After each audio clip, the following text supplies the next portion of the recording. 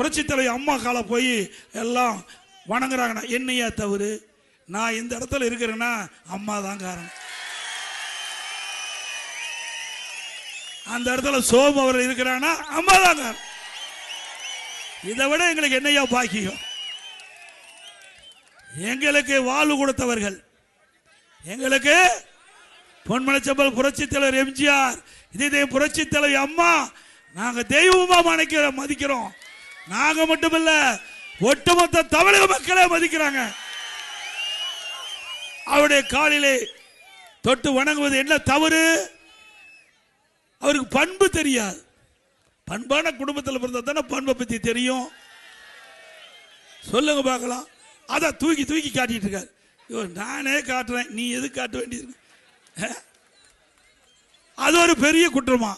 நீ உங்களுக்கு கொடுத்த பொறுப்பு என்ன? துணை முதலமைச்சர். நீ என்ன செஞ்ச தமிழ்நாட்டுக்கு? அதை சொல்லு. செஞ்சாரு. கார் பந்தயம் நடத்தினார். என்ன செஞ்சாரு? மக்களுடைய வரி பணத்தில் கார் பந்தயம் தேவையா நாட்டுக்கு?